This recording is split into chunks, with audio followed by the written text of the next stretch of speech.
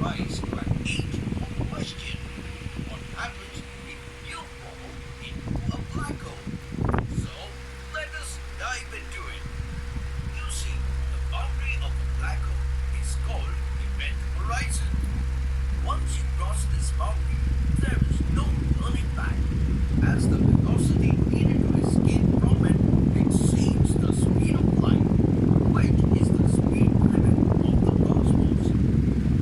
And due to the tremendous increase in the gravitational force, you will find yourself pulled towards the black hole faster and faster.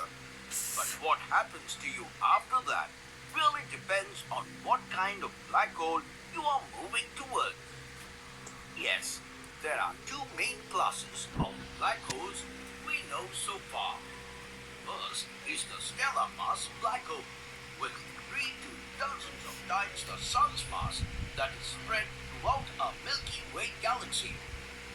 And others are supermassive monsters weighing 100,000 to billions of solar masses are found in the center of most big galaxies, ours included.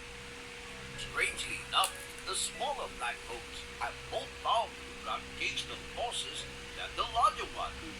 So, if someone finds themselves getting pulled into the smaller holes, its strong gravitational force will stretch the person's body like an elastic band until they are ripped apart even before entering the event horizon. But if you are fortunate to get engulfed by a supermassive black hole, you will be able to cross the event horizon and enter into it in one piece and unhurt.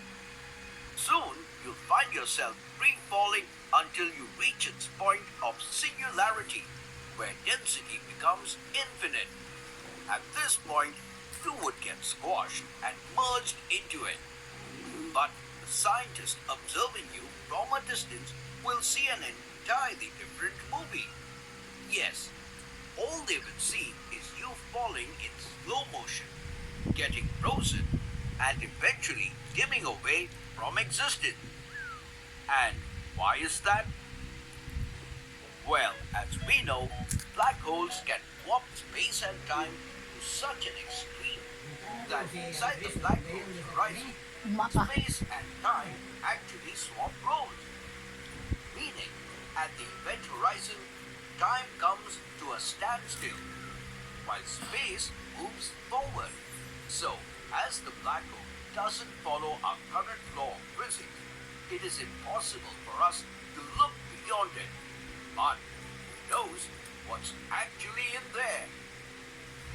Why you want to watch Trivia that, baby? time! Did you know the newly discovered black hole is about 1011 light years from our solar system in the star system HR 6819? Yet,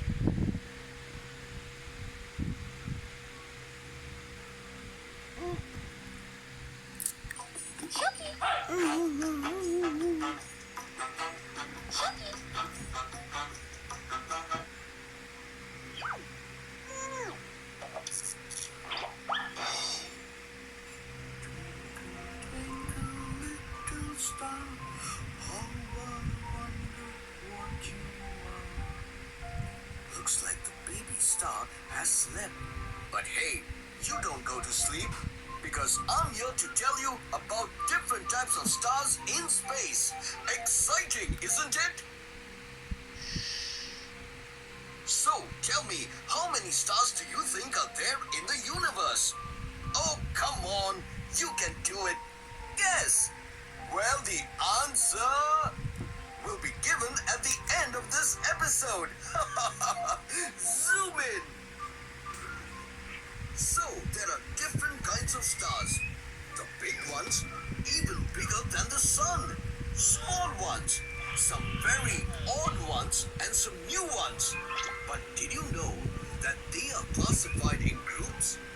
Yes, there are some specific types of stars. The red dwarf stars.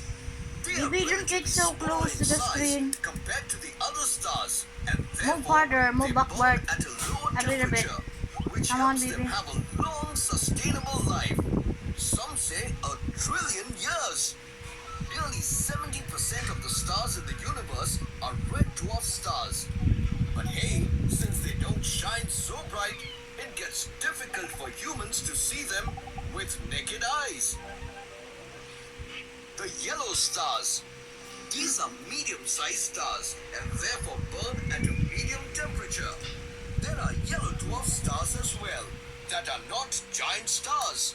Our sun is one of them. These stars become quite large just before they completely start running out of fuel.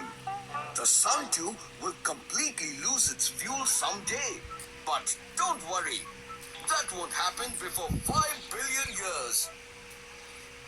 Blue giant stars. As the name suggests, these are big stars and hence burn at a high temperature, leaving them with a short span of life.